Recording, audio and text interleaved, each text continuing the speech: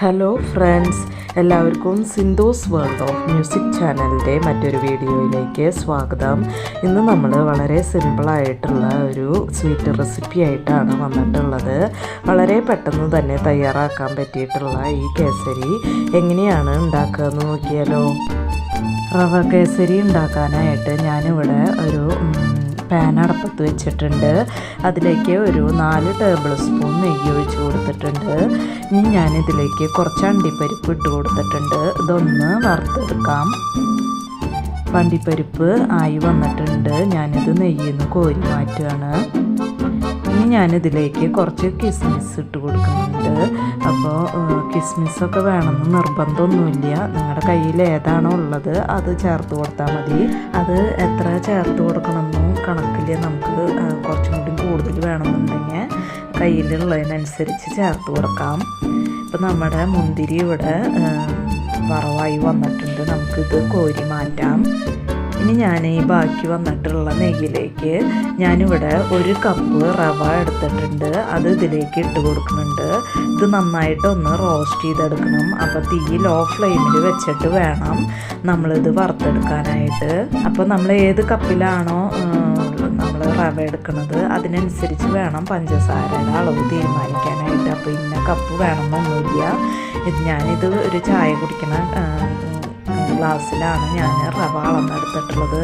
നിങ്ങൾക്ക് ഏത് കപ്പ് വേണമെങ്കിൽ അളവ് ഗ്ലാസ്സായിട്ട് ഉപയോഗിക്കാം.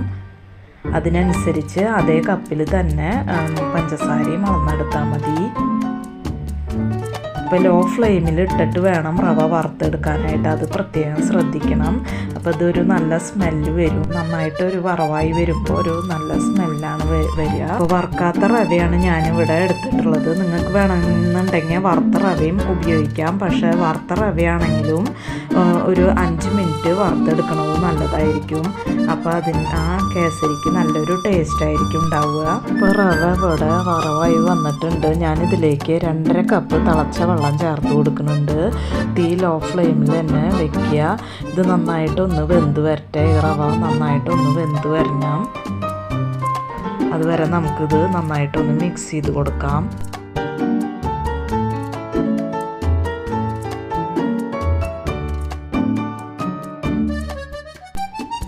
ഇതിലേക്ക് ഒരു നുള്ള് ഉപ്പിട്ട് കൊടുക്കുക.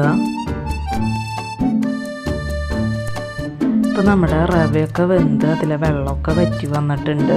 നമുക്കിതിലേക്ക് 1 കപ്പ് പഞ്ചസാര ചേർത്ത് കൊടുക്കാം. നന്നായിട്ടൊന്ന് മിക്സ് ചെയ്ത് കൊടുക്കുക. അപ്പം ഞാനിപ്പോൾ 1 കപ്പാണ് ചേർത്ത് കൊടുക്കുന്നത്. എന്നിട്ട് നമുക്ക് കുറച്ച് പഞ്ചസാര മെൽട്ടായി വരുമ്പോൾ മധുരം നോക്കിയിട്ട് വേണമെന്നുണ്ടെങ്കിൽ ചേർത്ത് കൊടുക്കാം. ഇപ്പോൾ പഞ്ചസാര ഇവിടെ മെൽട്ടായി വന്നിട്ടുണ്ട്. അപ്പോൾ ഞാൻ മധുരം നോക്കിയപ്പോൾ കുറച്ച് കുറവ് തോന്നുന്നുണ്ട്.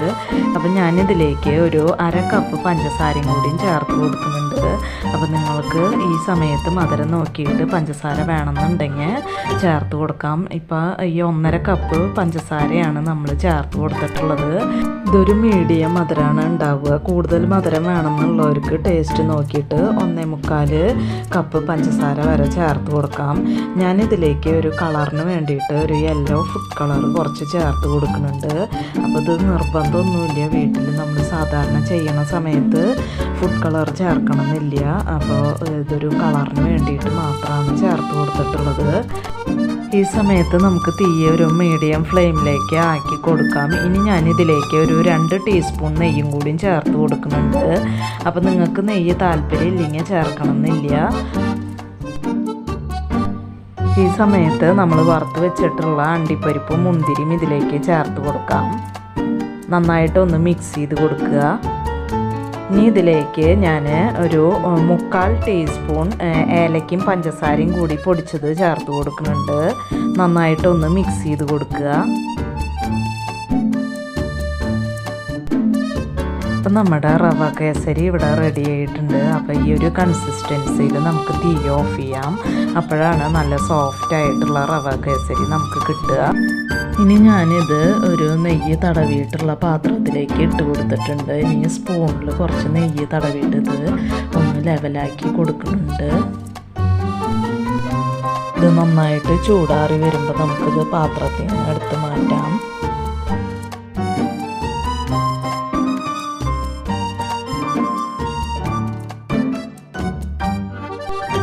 ഇതിങ്ങനത്തെ ഒരു പാത്രമായതുകൊണ്ട് അതിൽ നിന്ന് പുറത്തേക്ക് പോരാനായിട്ട് കുറച്ചൊരു താമസം ഉണ്ടായിരുന്നു കേട്ടോ. അപ്പോൾ നല്ല ഒഴുക്കനായിട്ടുള്ള ഡവറയൊക്കെ എടുക്കുകയായിരിക്കും നല്ലത്. എന്നാലും നമുക്ക് നന്നായിട്ട് തന്നെ പുറത്തേക്ക് കിട്ടിയിട്ടുണ്ട്. അപ്പം നമ്മുടെ അടിപൊളി ടേസ്റ്റി ആയിട്ടുള്ള റവ കേസരി ഇവിടെ റെഡി ആയിട്ടുണ്ട്. നിങ്ങൾക്ക് ഈ വീഡിയോ ഇഷ്ടമാവുകയാണെങ്കിൽ ലൈക്ക് ചെയ്യാനും മറ്റുള്ളവർക്ക് ഷെയർ ചെയ്ത് കൊടുക്കാനും മറക്കരുത്. അതുപോലെ തന്നെ എൻ്റെ ചാനൽ ഇതുവരെയായിട്ടും സബ്സ്ക്രൈബ് ചെയ്യാതെ കാണുന്ന കൂട്ടുകാരാരെങ്കിലും ഉണ്ടെങ്കിൽ ഒന്ന് സബ്സ്ക്രൈബ് ചെയ്ത് സപ്പോർട്ട് ചെയ്യണം കേട്ടോ. ഇനി നമുക്ക് മറ്റൊരു വീഡിയോയുമായി കാണാം. അതുവരേക്കും താങ്ക് യു.